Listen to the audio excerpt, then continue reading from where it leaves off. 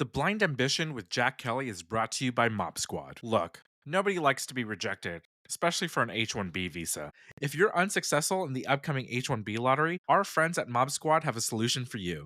They can help you stay in North America and continue supporting your current company from Canada. They can obtain a Canadian work permit and relocate you and your family in just 4 weeks. Get in touch at mobsquad.io/blindambition. That's mobsquad.io/blindambition.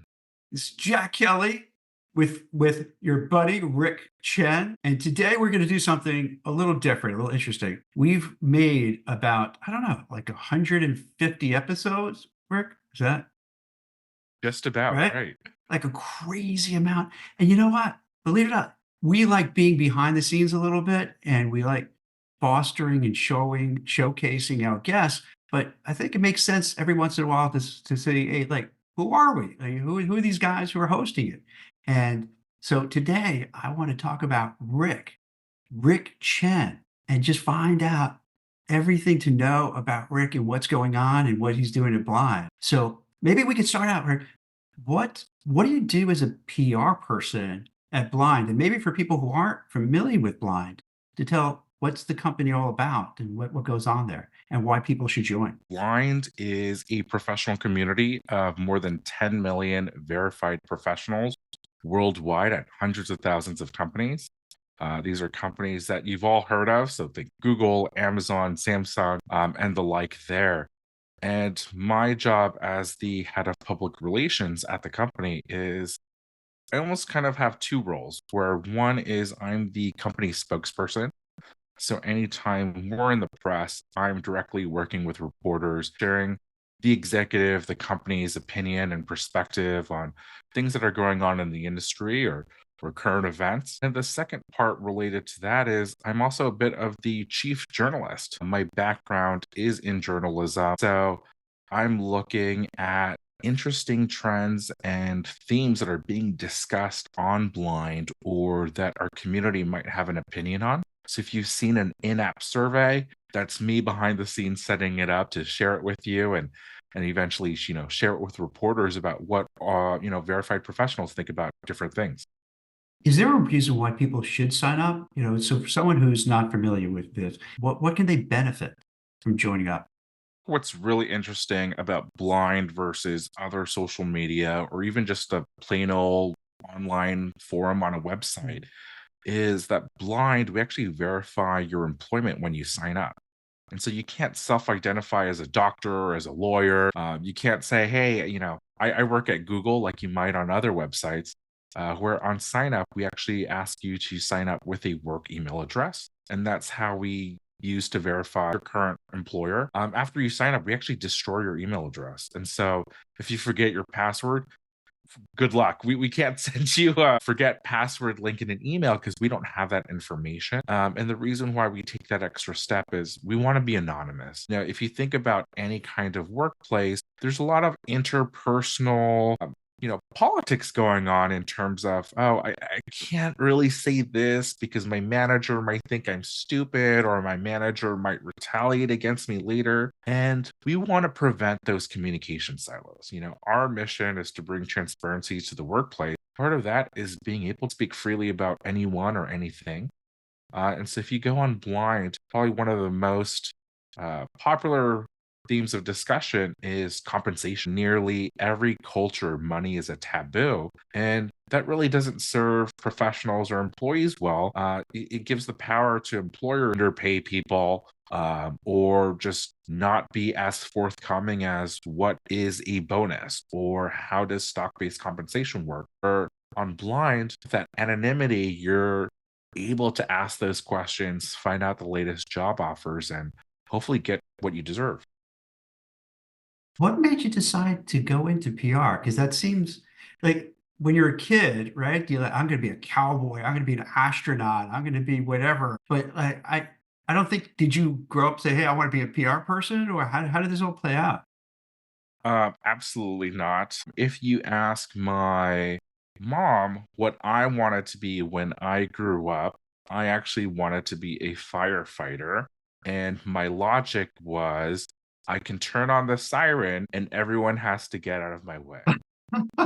Meanwhile, 30 years later, I'm nowhere fit enough to be a firefighter. I don't drive, so just having folks get out of the way doesn't really help me.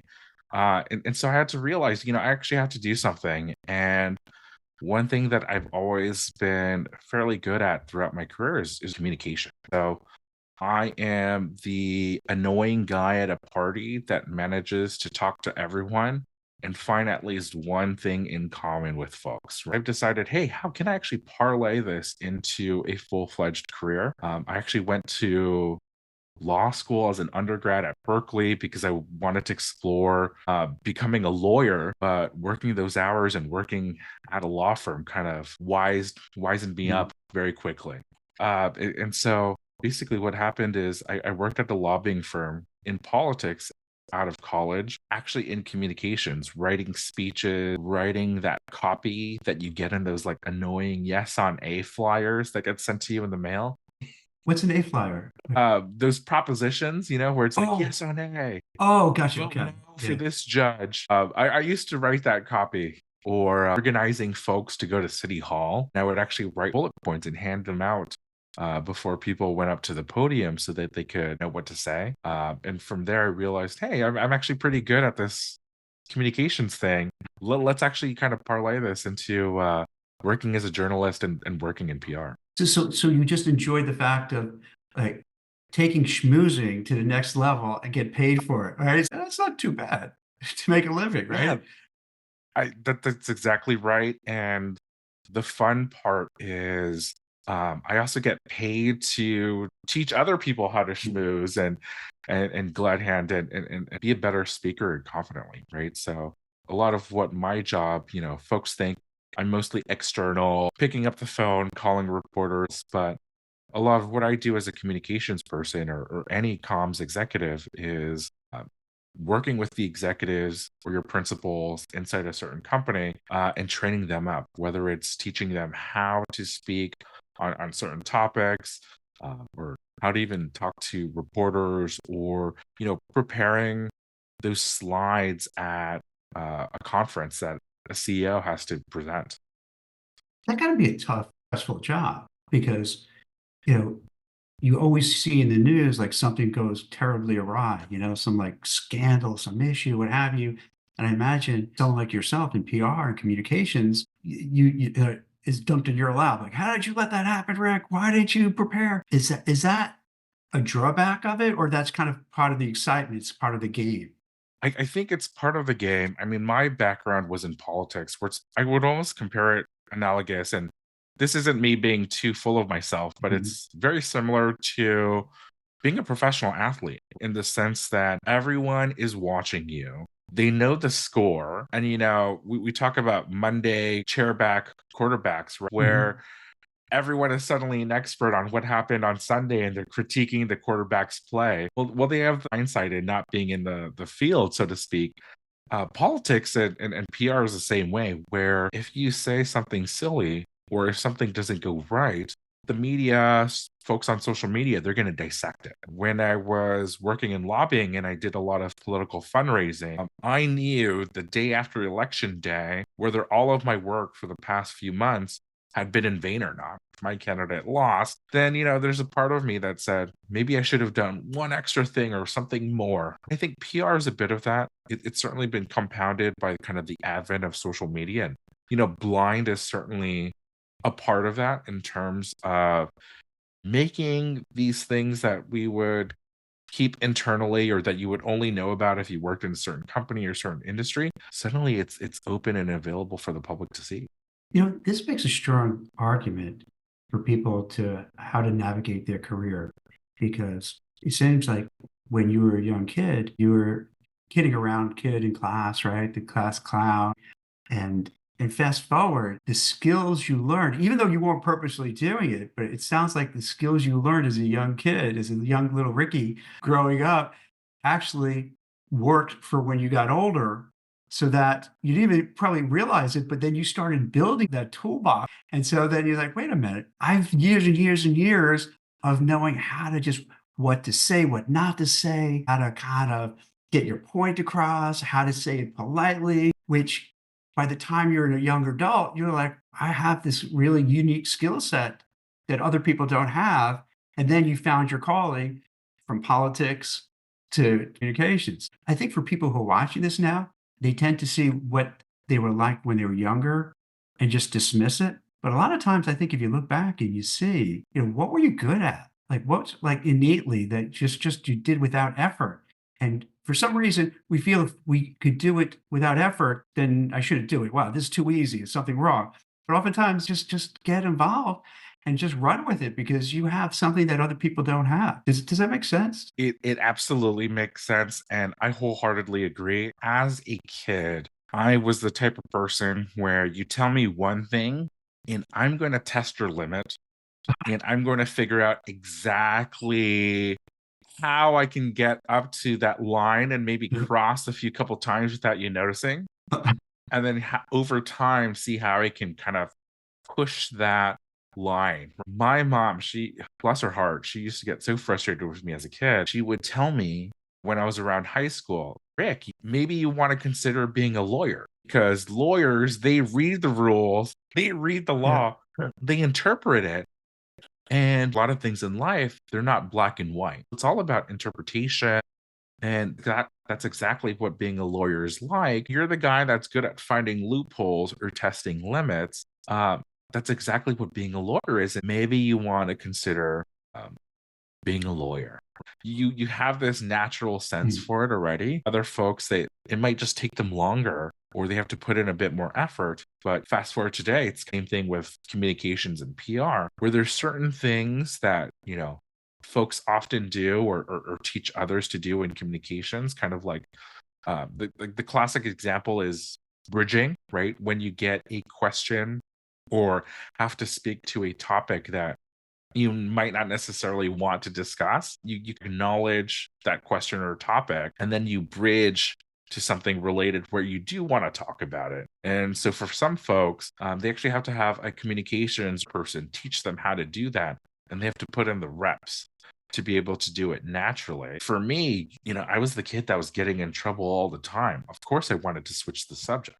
You know what I noticed about you, Rick? And I think I have this too, where in addition to what you're talking about, being able to communicate well and push the boundaries, but we all encounter some people who they're just difficult to deal with, right? And they're always argumentative. But I noticed about you, you won't be like that. Like even if you're like irritated. Now maybe I'm wrong, and like in your personal life that I don't see, you may push and push and push, but then you give a little smile, a little laugh, then all of a sudden it's all cool, it's all smooth, which is another kind of innate type of thing that if you could, really build on that is a really good superpower because then it makes you're able to say these things to people, but not have them take offense and actually think of you as like, oh, all right, it's rare. I get it. Yeah, it's okay. Right? It's a thing. So this is what I like also when we do these podcasts, because you could get these like nuggets out.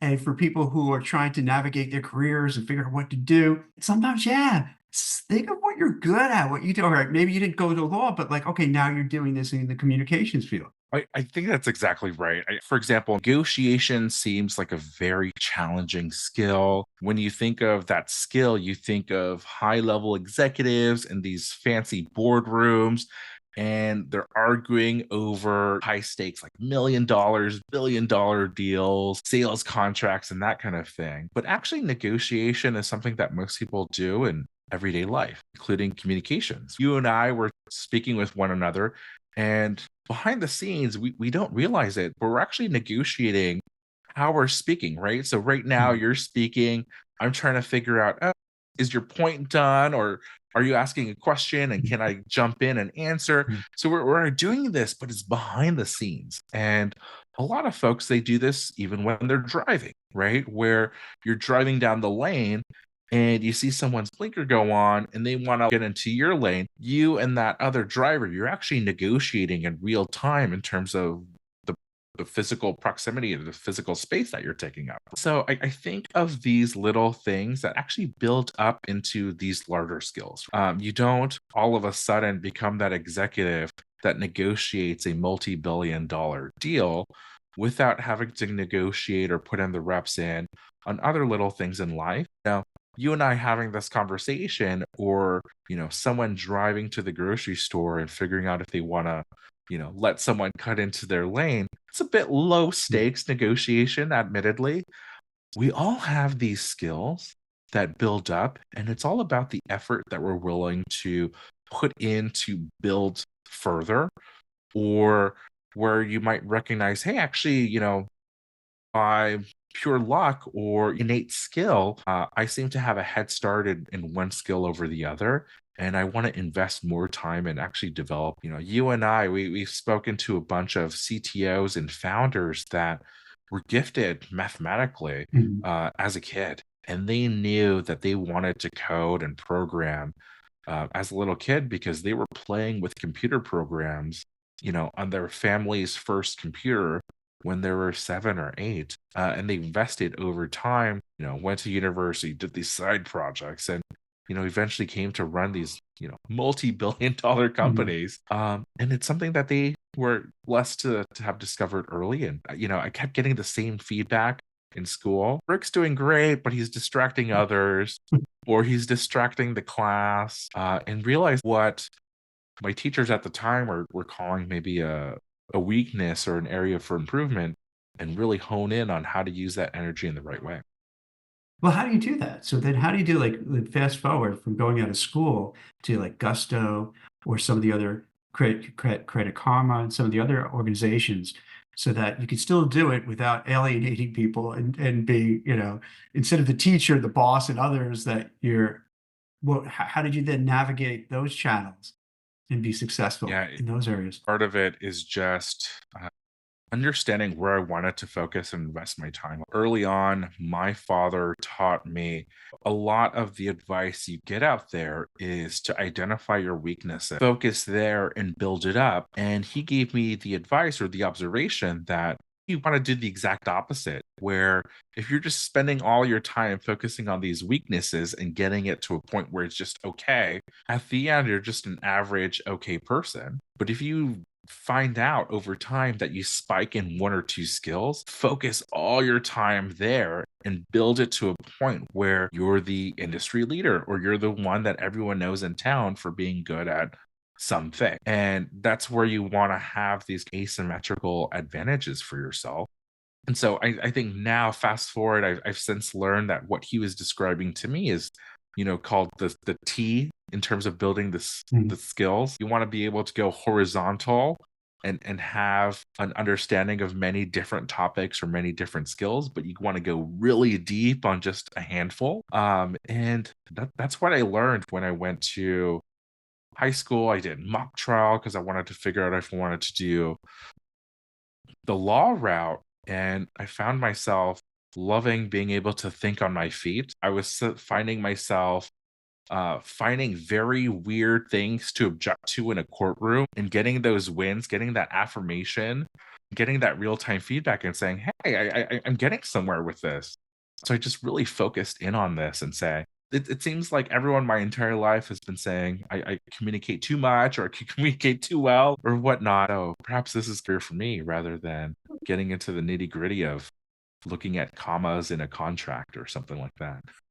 So then how did it play out when, let's say, Gusto, for example, Yeah. were you able to use what you were just talking about, all those skills, the T, thing? I think one thing that's been interesting specific about me is try to take a childlike approach to everything in terms of like joy, in terms of humility. I worked at a lobbying firm as my first quote unquote real job out of college. And I went to the president of that firm and said, hey, I know usually folks that get into lobbying, they've worked as a legislative aide, or they've worked as the elected official themselves. And then they get into lobbying because they've already established those relationships. And I know I'm 21, I'm 22. I have zero political capital, zero social capital. I will do anything and everything. I just want to learn. There is no work that is beneath me. And so I told them, I know fundraising is a big part of politics. I'm not going to be a registered lobbyist. I know the law. I can actually do the fundraising. And so now you have this arm of your lobbying firm that's separate, but that's your competitive advantage. And I will do everything. I will call the vendors to negotiate a price. I will staff and collect checks. I will dial for dollars. I will go to the bars or the restaurants and get people water and drinks. Like, I'm willing to Mm. learn. I want that front seat. And I'll take like a low paycheck to do so.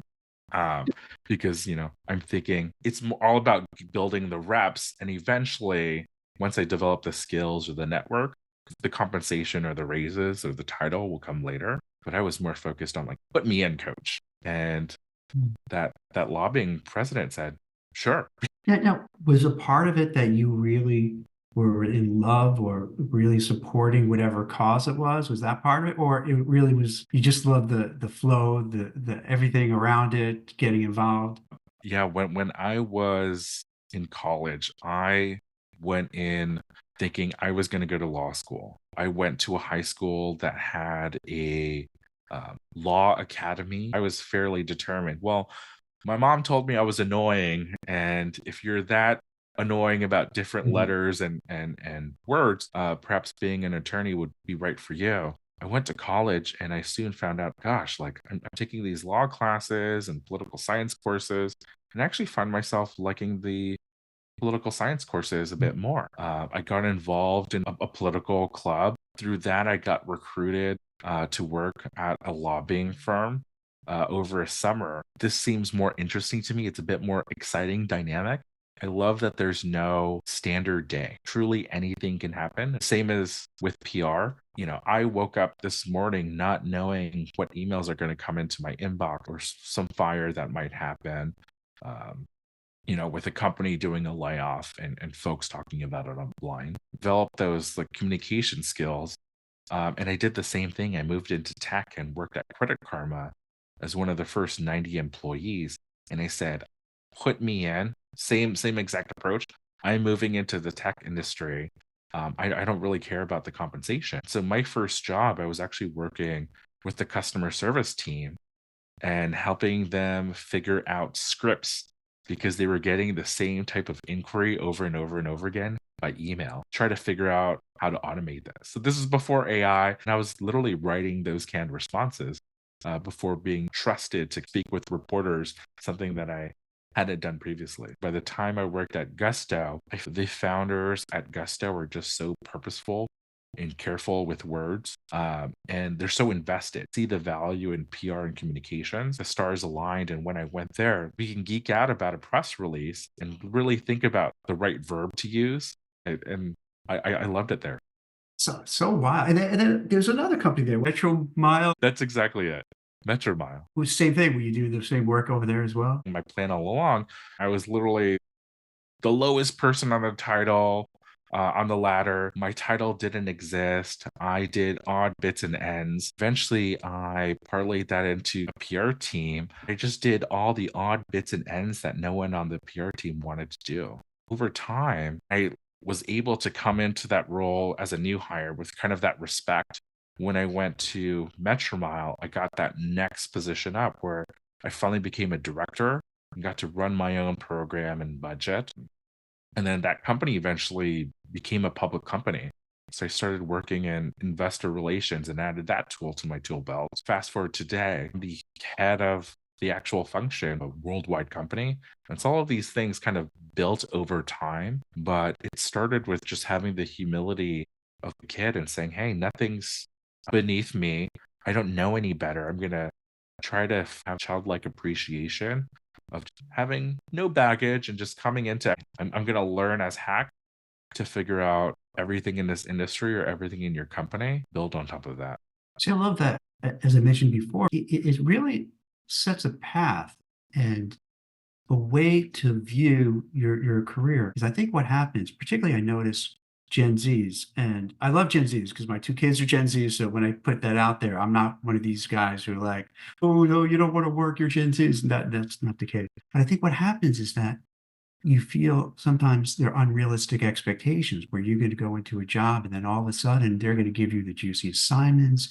You're going to get that promotion right away. You're going to get all the accolades. And then they really hit hard when they realize, whoa, nothing has happened. This kind of sucks. I think you go back to first principles, like you were talking about. One of the things I'm taking away from your story is this.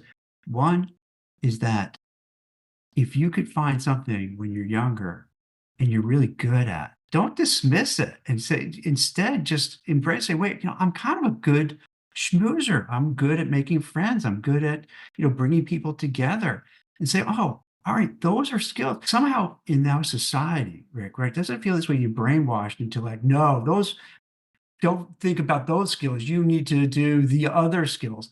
But then the more people get in the corporate world, you realize the softer skills, the communication skills, the network is those are so critical. So maybe instead of ignoring what you're really good at, say, okay, I'm really good at asking questions and creating camaraderie and knowing when to push, when to pull back, and then follow your passion. I know it sounds like, cliche, but feeling, hey, this is what I feel good about. And then even if it's a junky, crappy job, go for a job. That's okay because you're learning and just suck it up and then learn it, do well, then get to the next level. And it seems like you just kept piggybacking yourself up, to higher level jobs, higher, becoming a director, getting a company that went public, all that kind of stuff, and now global, organization. There's this trajectory that because you're working to your strengths and not, as you mentioned before, not like, oh, how can I fix my weaknesses? F the weaknesses. Just let's focus on what I'm really good at and just run with it and make it happen. And it seems to me from speaking with you a lot that you really love what you do and you really enjoy what you do and you take a lot from it. And I think that's a byproduct for doing things that you innately are drawn to and you like it and you're good at. It's almost like when you do that Venn diagram, what you're good at, what you can make money at, what you enjoy, what you can make a living at. And that when you hit that center, that's the sweet spot because that's when, like, all right, it just flows and it's good and it works. Doesn't mean every day is going to be great, but more often than not, right? It's good. It seems that's the trajectory you made, and you seem to be enjoying yourself very much and doing really well. I like to think so. And I like to think, following your passion, it's a good idea. For me, I took it to heart as it's going to get me through the Yeah. scut work. When I worked at a law firm as an intern, one of my first jobs was looking at cell phone policy brochures of the different plans for the last 5 or 10 years. And I was literally reading out the fine print at the back because the lawyer wanted to figure out exactly what time, like literally the exact date, clause changed. And so Mhm. imagine we're in this conference room. I have all these brochures in front of me. I'm reading out loud this plan, colon, word, right? And when you're in that moment, you think, gosh, is this really what being a lawyer is like, having that much attention to detail? Maybe it's not for me, but I'm going to keep going through because maybe there's a light at the tunnel that I'm not seeing, or maybe this is the input into a fabulous output that I'm not privy to or that I don't know about until later. So I'm gonna keep going through and kind of persevere. But really builds up, and you have to do little work before, build that trust, build that network, build that social capital. That's what kept me going on through the nights, right? I eventually figured out I'm not going to optimize for like short-term things like compensation or even work-life balance at that stage. I'm 22, single. I don't really have anything going for me anyway. I might as well just try to build it. It's okay if at that time my social network is just the folks that I work with. I'll make up for it later. And so kind of almost have that like delayed gratification or willingness to invest in yourself seem to have paid off, at least for me. Yeah, that's definitely another big key element is deferred gratification. A lot of people want everything now, and that Right. if you don't get it now, and you see that with people just quitting jobs so quickly because, all right, I'm not getting everything right now. And maybe sometimes you do need to leave, but a lot of times you're leaving too soon because you just don't want to delay the gratification that, like, all right, I got to put the time and effort to learn this trade, this craft. Let me just ask two last questions. And this is the Right. things that you always ask the guests. Was there any promotion that really resonated that kind of took you to that next level? And the second part is anybody who was like a mentor or coach or somebody who really made a big difference in your work trajectory? Both could be answered by my time at Credit Karma. I Mm, look back at that time very fondly. I was there for almost 5 years. In that time span, the company went from fewer than 90 people to over 1,000, working in 3 countries worldwide. By the time I left, it was like a $4 billion valuation. And so seeing all of that happen was pretty amazing. The company at the time, they sent out company-wide emails because it was small enough when a new person joined. They hired the director of public relations, and her bio was amazing. She worked at Honda, she worked at Tesla with Elon Musk. And at the time, I didn't know who Elon Musk was, but I thought, wow, you work at car companies your entire life. That's pretty cool. Very high profile, big name companies. And so on her first day, I sent her an email. I literally responded to that email. Hey, my name is Rick. I've been at the company at that time for a year. I know consumer credit, credit cards, Credit Karma like the back of my hand.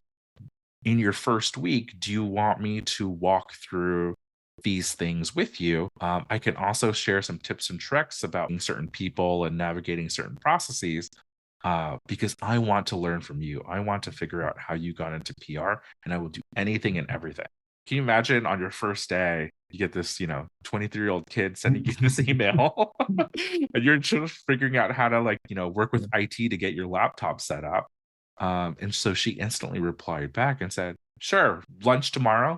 And we had lunch, and I told her the exact same things. I want to explore communication. What is it like working with a reporter? What is it like working with these executives? What do you exactly do? Anything that you don't want to do, I will learn and try to figure out. And so having that kind of confidence and that humility to say, I don't know anything. You certainly know a lot more for me.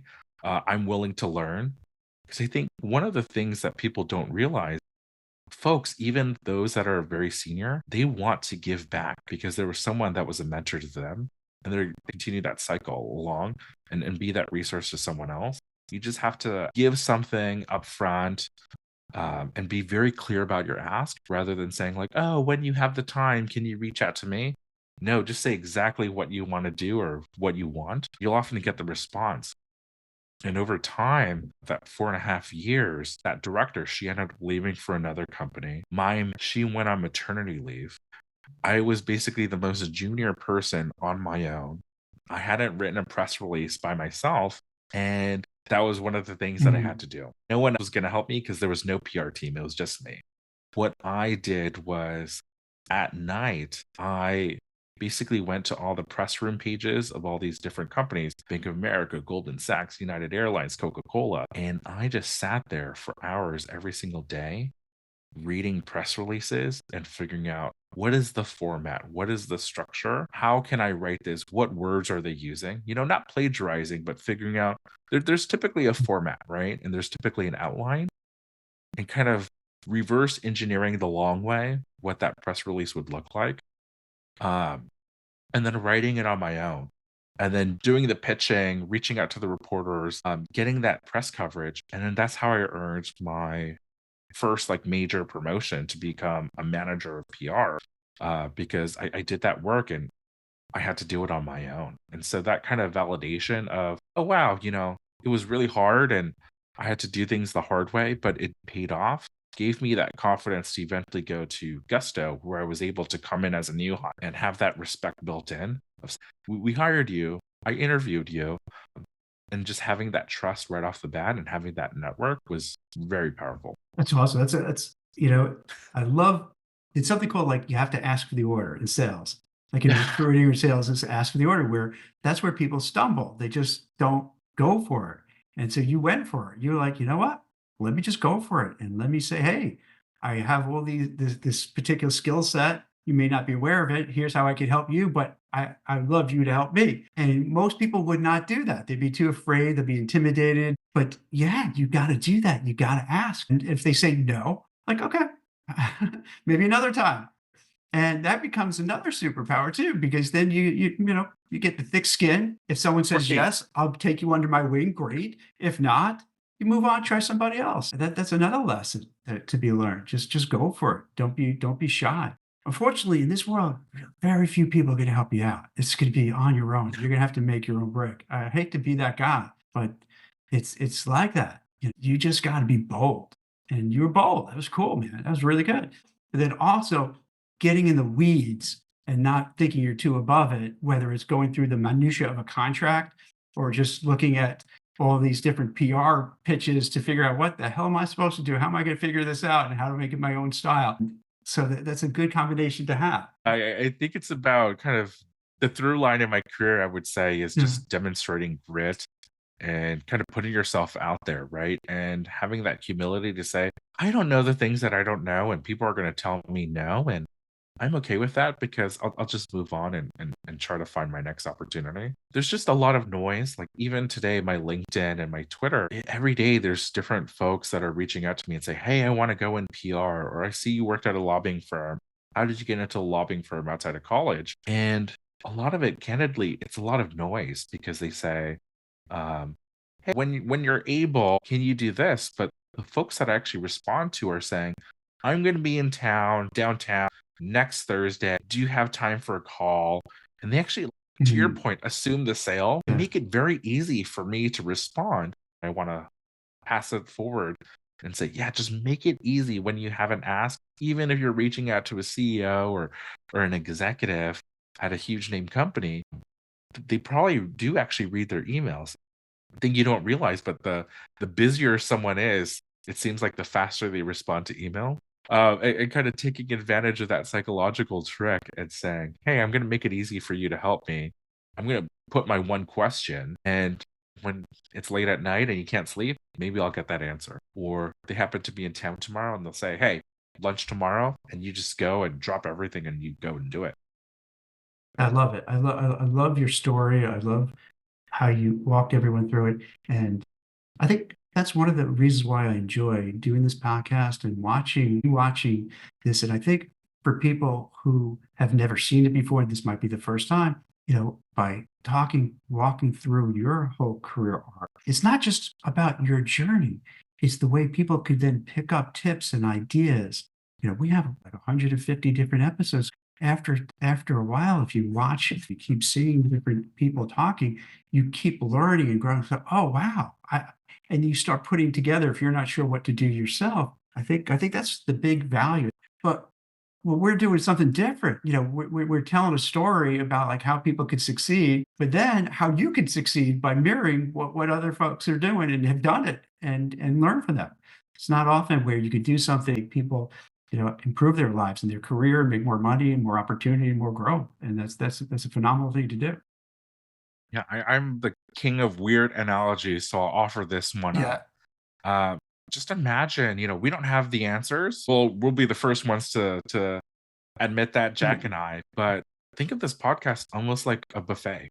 We're just throwing up different trays and Yeah. dishes, and you're building your plate, Yeah. and you can pass on some trays and just take a little bits of others. But I think if you look at the kind of whole collection of work, there's probably something that you can learn from everyone, and that's a lesson that you can probably take to the rest of your life.